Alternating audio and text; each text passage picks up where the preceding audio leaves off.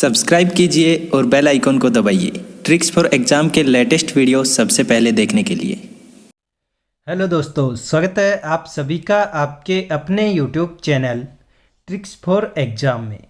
दोस्तों, आज इस वीडियो में हम 3 जनवरी 2021 को हुई एसएसबी हेड कांस्टेबल मिनिस्ट्रियल की परीक्षा में पूछे गए सामान्य हिंदी के क्वेश्चन और उनके आंसर आपको बताएंगे। तो दोस्तों, आपसे रिक्वेस्ट है कि आप इस वीडियो को पूरा देखें और इसे अपने दोस्तों के साथ शेयर करना ना भूलें। तो चलिए दोस्तों, शुरू करते हैं हमारी आज की वीडियो। पहला क्वेश्चन, द्विकर्मक क्रिया में। तो दोस्तों, इसका राइट आंसर हो जाएगा ऑप्शन बी। प्रथम कर्म प्राणीवाचक होता है और द्वितीय कर्म अप्राणीवाचक होता है। अगला क्वेश्चन, कौन सा उपसर्ग आचार शब्द से पूर्व लगने पर उसका अर्थ जुल्म हो जाता है? तो दोस्तों, इसका राइट आंसर हो जाएगा ऑप्शन बी, अति। और यहाँ पर दोस्तों आपको बताना चाहेंगे कि अति उपसर्ग जुड़ने पर आचार हो जाता है अत्याचार, जिसका अर्थ होता है जुल्म। अगला क्वेश्चन, दोस्तों यहाँ पर एक निर्देश दिया गया है कि प्रश्न संख्या 83 एवं 84 में कौन सा वाक्य शुद्ध है, इसकी हमें पहचान करनी है। तो जो क्वेश्चन नंबर 83 है, इसका राइट आंसर हो जाएगा ऑप्शन सी। आपकी महानता से सभी लोग परिचित हैं। ये एक शुद्ध वाक्य है। क्वेश्चन नंबर 84, यदि आप आ जाएं तो बड़ी कृपा हो जाए, यदि आप आ सकें तो बड़ी कृपा हो, यदि आप आओ तो बड़ी कृपा होगी, और यदि आप आ सकेंगे तो बड़ी कृपा हो।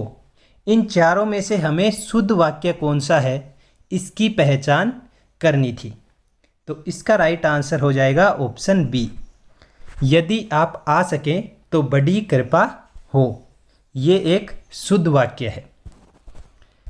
अगला क्वेश्चन, रिक्त स्थान की पूर्ति नीचे दिए गए विकल्प में से कीजिए।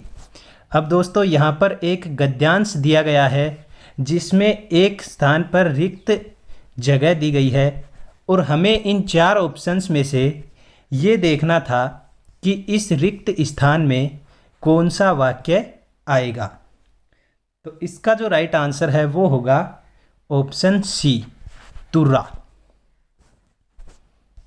अगला क्वेश्चन, दोस्तों यहाँ पर फिर एक निर्देश दिया है कि प्रश्न संख्या 86 एवं 87 निम्न प्रश्नों में मोटे रेखांकित अक्षरों में लिखे शब्द या शब्दों के लिए सर्वाधिक उपयुक्त विकल्प को चिह्नित कीजिए। दोस्तों 86 नंबर जो प्रश्न है उसमें आपके सामने है, मोह पे रंग न डारो गिरधारी श्याम। अब दोस्तों इसमें रंग की जगह कौन सा सर्वाधिक उपयुक्त विकल्प होगा, इसकी हमें इन चारों में से जानकारी देनी थी। तो इसका राइट आंसर हो जाएगा ऑप्शन बी, एक पदार्थ जिसका उपयोग रंगने के काम में आता है।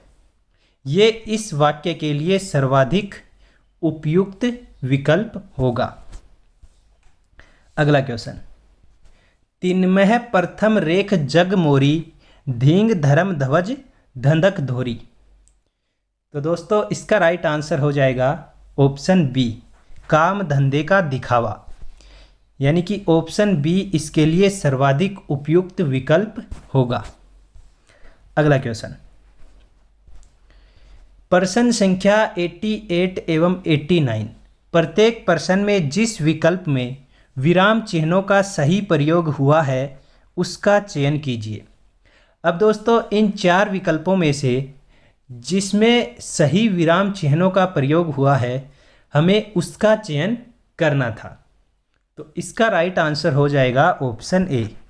कह सकते हैं कि वाक्य अनुशासित शब्दों की व्यवस्थित कड़ी है। इस वाक्य में विराम चिन्हों का सही उपयोग हुआ है, तो इसका राइट आंसर हो जाएगा ऑप्शन ए। अगला क्वेश्चन, क्वेश्चन नंबर 89, इसका राइट आंसर हो जाएगा ऑप्शन बी। मैं मनुष्य में मानवता देखना चाहता हूँ, उसे देवता बनाने की मेरी इच्छा नहीं। इस वाक्य में सबसे अधिक उपयुक्त स्थान पर ही जो हमें प्रश्न में पूछा गया था कि विराम चिन्हों का उपयोग हुआ है, उस विकल्प को चयन करना है। तो यहाँ पर दोस्तों जो ऑप्शन बी है ये इसके लिए उपयुक्त विकल्प होगा। अगला क्वेश्चन, कुकर्मी, कुबुद्धि, कुसंगी, कुदास, कुलाचारहीन, कदाचारहीन, उपयुक्त रेखांकित सभी शब्द। इसका राइट आंसर हो जाएगा ऑप्शन ए, तत्सम उपसर्ग हैं। अगला क्वेश्चन, निम्न प्रश्न में ऊपर एक शब्द दिया गया है और उसके नीचे 4 विकल्प दिए गए हैं। इनमें से एक विकल्प ऊपर दिए गए शब्द का सही अर्थ एक वाक्यांश में बताता है। ऐसे विकल्प को छांटकर उस पर निशान लगाइए। अकाट्य। अब दोस्तों इसके लिए जो सबसे सही अर्थ एक वाक्यांश में बताता है वो है ऑप्शन सी, जिसका कोई जवाब या काट न हो। अकाट्य का जो सर्वाधिक उपयुक्त अर्थ एक वाक्यांश में है वो हो जाएगा जिसका कोई जवाब या काट न हो। अगला क्वेश्चन, निम्नलिखित वाक्य के प्रथम और अंतिम भागों को क्रमशः 1 और 6 की संज्ञा दी गई है। उसके बीच आने वाले अंशों को 4 भागों में बांटकर य, र, ल, व की संज्ञा दी गई है। चारों भाग उचित क्रम में नहीं है। इन अंशों को उचित क्रमानुसार व्यवस्थित करना है। वाक्य को ध्यान से पढ़कर दिए गए विकल्पों में से इसका उचित क्रम चुनिए और निर्देशानुसार चिन्ह लगाइए। तो दोस्तों ये वाक्य दिया गया है और इसका जो राइट आंसर होगा वो होगा ऑप्शन बी, ल व य र। यानी कि ये पूरा जो सेंटेंस है ये बनेगा, इस दहेज रूपी दानव ने कितने ही तो पूर्ण समाज इस दहेज रूपी दानव ने कितने ही हरे भरे घर वीरान कर दिए। इसके बाद आएगा, यदि इसका अंत नहीं किया गया तो पूर्ण समाज, यदि इसका अंत नहीं किया गया तो पूर्ण समाज कुछ ही दिनों में उसके मुंह का ग्रास बन जाएगा। तो ये सही क्रम हो जाएगा ऑप्शन बी, ल व य र। अगला क्वेश्चन, नीचे दिए गए एक गद्यांश दिया गया है। इस पर आधारित एक प्रश्न पूछा गया है। इस प्रश्न के 4 संभावित उत्तर दिए गए हैं, जिनमें से केवल एक उत्तर सही है। गद्यांश को ध्यानपूर्वक पढ़िए तथा उस पर आधारित इस प्रश्न का उत्तर चुनिए और उत्तर पत्रक में अंकित कीजिए। अब दोस्तों हमारे सामने ये एक गद्यांश दिया गया है और इसके आधार पर हमें एक क्वेश्चन पूछा गया है। जैसा कि दोस्तों आप वीडियो स्क्रीन पर देख पा रहे हैं कि ये एक गद्यांश दिया गया है और इसके आधार पर हमें क्वेश्चन पूछा गया है कि विवेकानंद अतीत एवं वर्तमान के मध्य सेतु की भांति थे क्योंकि वे। इसका राइट आंसर हो जाएगा ऑप्शन ए, भारतीय संस्कृति पर गर्व करते हुए भी आधुनिक विचारधारा का यथावश्यक लाभ उठाने में तत्पर रहते थे। अगला क्वेश्चन, बुढ़ापा भी एक प्रकार का अभिशाप है। इस वाक्य में बुढ़ापा शब्द की संज्ञा बताइए। इसका राइट आंसर है ऑप्शन सी, भाववाचक संज्ञा।